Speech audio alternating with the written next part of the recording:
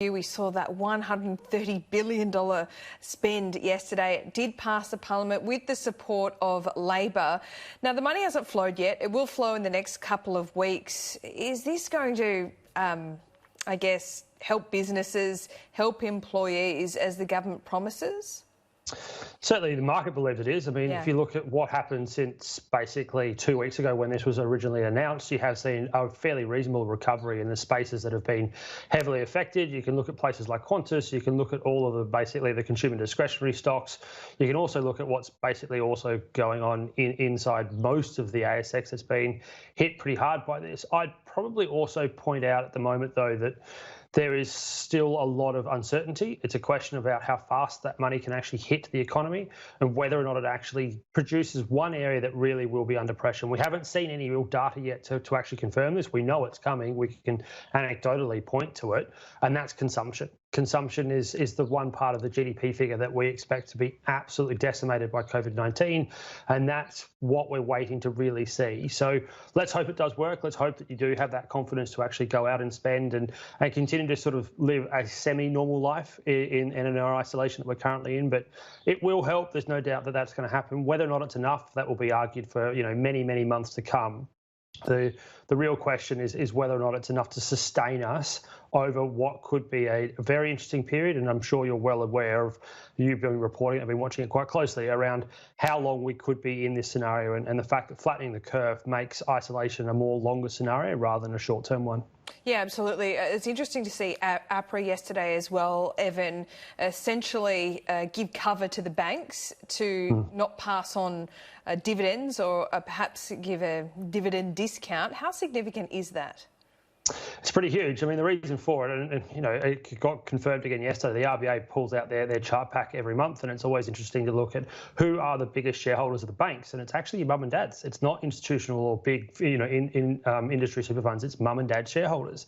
They make up almost 50%, and most of them are there for the dividends that you're alluding to, Laura, and getting that sort of income return. Now, having seen the Bank of England, also having seen the Bank of New Zealand, both basically freezing dividends at their domestic banks, there was a suggestion that it could happen here. APRA has not put it into legislation, but it's certainly suggesting very, very strongly that they want banks to cut it down. Now, the analysts have taken that to look at it from the point of view that it's probably going to be a 30% discount. That would mean that we're about 2.5 weeks away from the start of bank earnings season, as we normally refer to it. ANZ, Westpac, NAB, also Macquarie. We saw Bank of Queensland yesterday, all come out at the end of this month. And expectations are that they'll probably slash their dividends by about 30 cents each. That would mean that you're now having a dividend that's gone from around about a percentage of about 9% to probably more likely about 5%. And yesterday you started to see a bit of selling happening in the banks, as it's an expectation that maybe self-funded retirees and those that use it for income are starting to try and look elsewhere. Admittedly, there's not much elsewhere to look to, but they are looking elsewhere. Yeah, look, it didn't seem to affect the bank's share price either. Evan, just finally, there's still economic data that we're seeing. What economic indicators are you looking at the moment? I mean, the RBA barely made news on Tuesday as it left rates on hold. That's to be expected.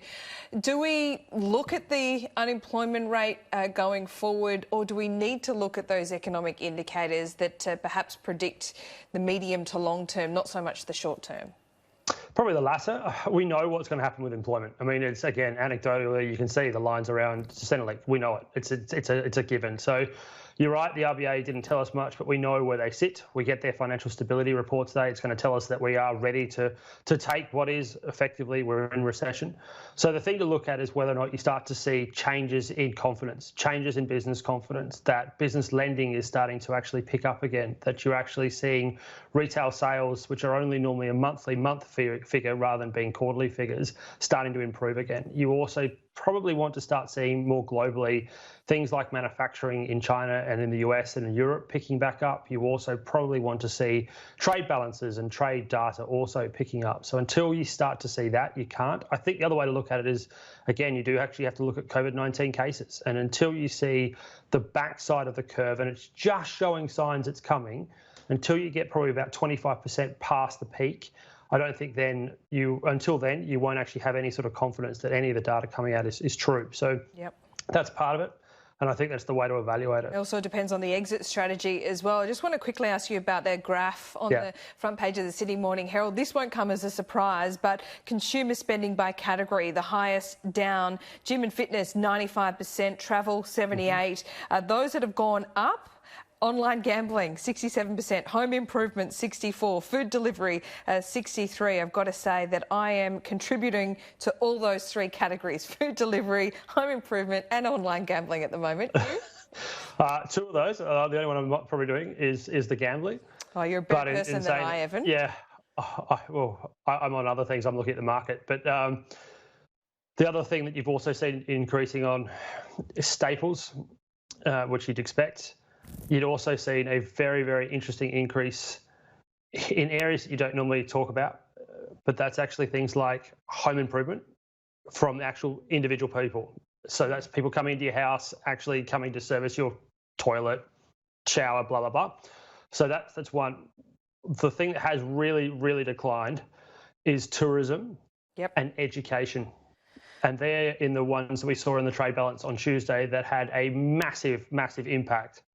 And why the current may actually be getting a little bit closer back to negative after turning positive.